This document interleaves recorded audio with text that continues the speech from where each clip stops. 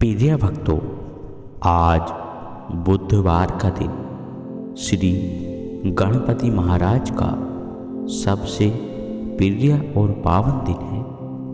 इस दिन जो भक्त भी सच्चे मन और श्रद्धा भाव के साथ श्री गणेश जी भगवान के इस मंत्र का श्रवण 108 बार करते हैं, वह कभी भी धन धान्य और समृद्धि से वंचित नहीं रहते, अर्थात उनके जीवन में एक अनोखा चमत्कार हो जाता है, यानी वह माला माल हो जाते हैं। जी हाँ प्रिय भक्तों, क्योंकि सबसे पहले देवताओं में पूजा श्री गणेश जी भगवान की जाती है और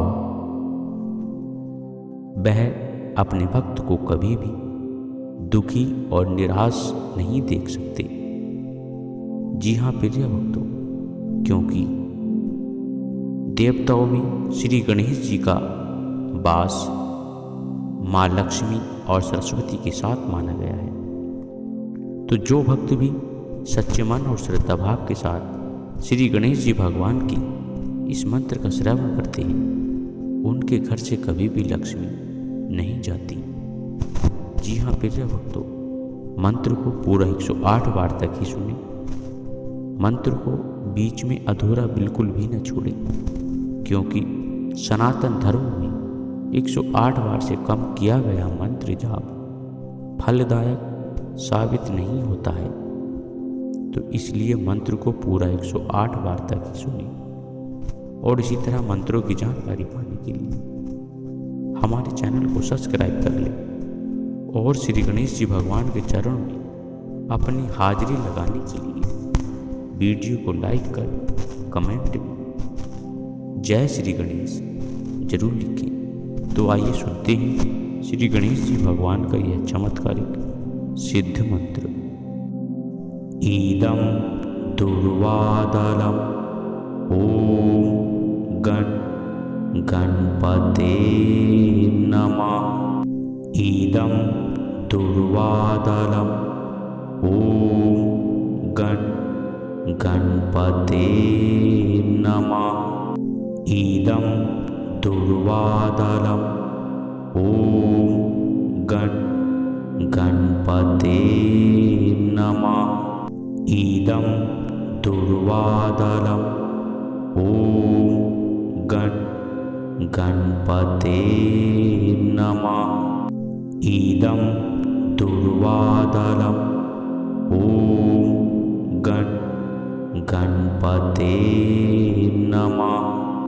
ईदं दुर्वादलम् ॐ गणपते नमः।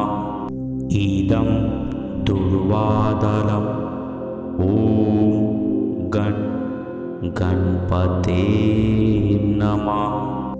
ईदं दुर्वादलम् ॐ गणपते नमः। ईदं दुर्वादलम् ॐ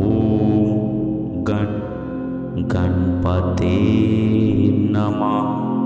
ईदं दुर्वादलम् ॐ